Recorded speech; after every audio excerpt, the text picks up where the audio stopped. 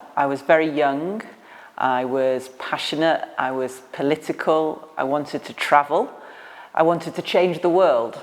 I saw an advert that said, "For Azerbaijan to Zimbabwe, are you interested in politics?" And it was an advert to be a British diplomat. I'm older now, but I still think that we can do things to try and change the world.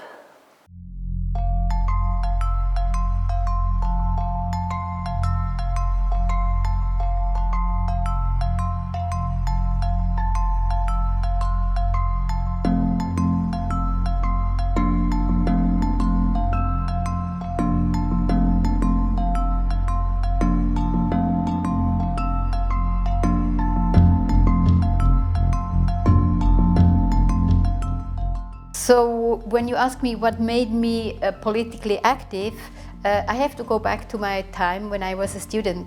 I was traveling and discovering Latin America.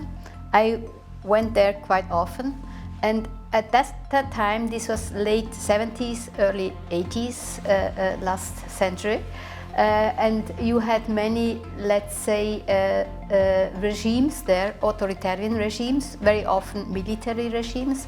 So I got to know people there, I got acquainted to the students, local students in Latin America, and I saw them how they were struggling and fighting for their rights. I mean, having an army in front of them, having protests, organizing protests. So I found this so powerful and courageous from them that I said, I want to support these people that are fighting for their rights, and they're going on the street and they're really doing an excellent job. I was admiring them. So I said, I want to help and to support these people to bring the democratic the challenge forward. So this was the start of my, let's say, being more politically sensitive and knowing that my future should be in this area. The short answer is my father. I knew that I wanted to do something to help make a difference in the world. I had traveled the world, I loved learning about new cultures, and I had the chance to see my father, a diplomat, in action and to recognize in him a role model that I could follow. I wanted to serve my country, and I thought the way he did it was among the best things that you could do. It may sound funny, but since the third grade, I knew I would be a diplomat. I was born in a small mining city town in Donbass, Ukraine, where we had only one newspaper, a newsstand, where once per week a copy of a newspaper called Abroad was delivered. And every week I woke up early in the morning and rushed to buy this copy. So I decided to pursue a career in international development from a very early age. My family is very international. My grandparents were from Poland, they moved to Argentina. My mother's family is from Guatemala, and I grew up in the United States. So with a very international mix in the family, I became, from very young age, interested in pursuing an international career. And then I went to university in Washington, D.C., which is both a political capital of the world as well as really an international capital. So from university on, I found my way into international development. It was many years ago. I mean, now almost 20 years ago, and that time I was already working 10 years for the first independent government of Republic of Armenia, leading public policies in the area of finance, economy, industry. You can imagine, I mean, doing the first reforms, and the growth was the main objective of the all reforms. I mean, getting more growth, better growth, accelerated growth. But at some point I realized, I mean, the growth is not enough. We were witnessing that disparities are increasing. I mean, the growth is not translating naturally to the wealth for all. So something was missing there. And then I came across with the human development concept of UNDP.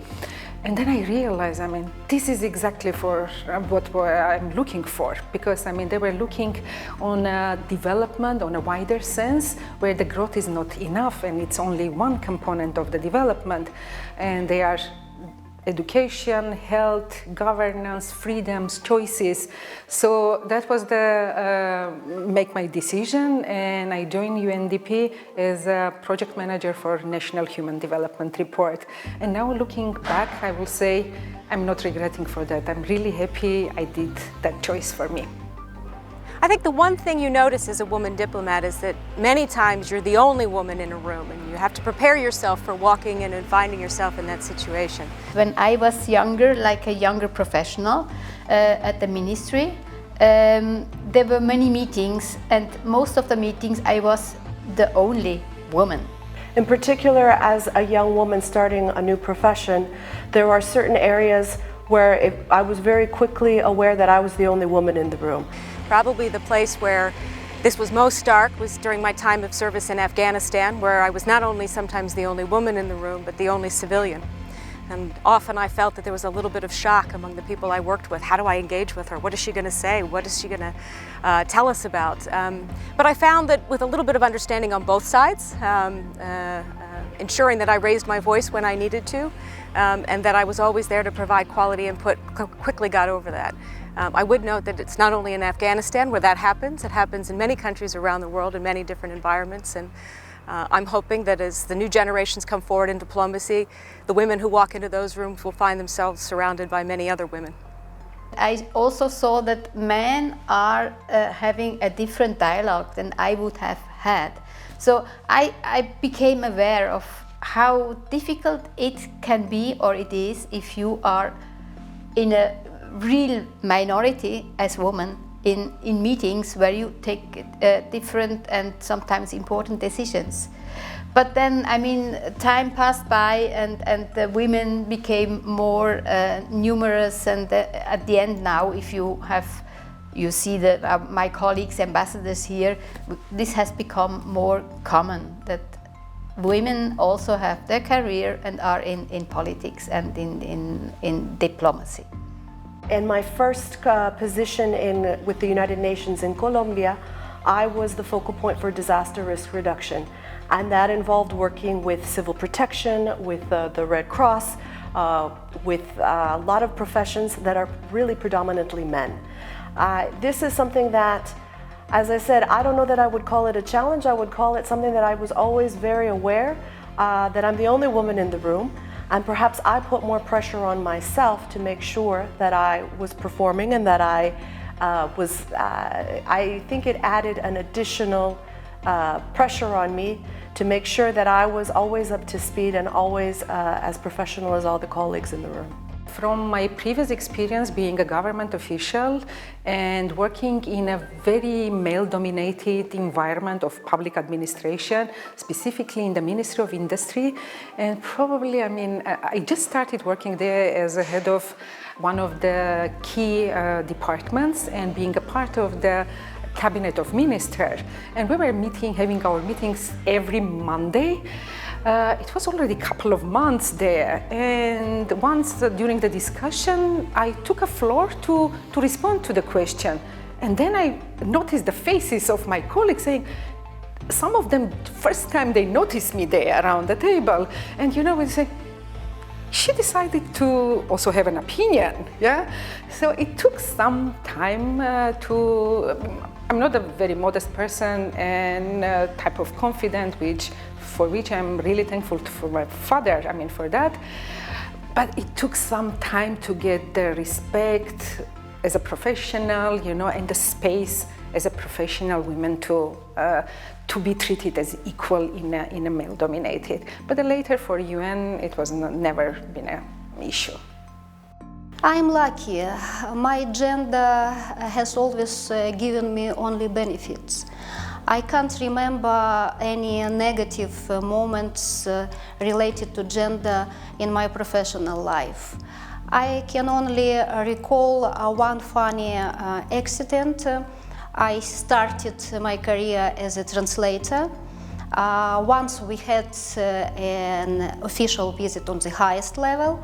I was in the car, I was driving in the car with the heads of delegations.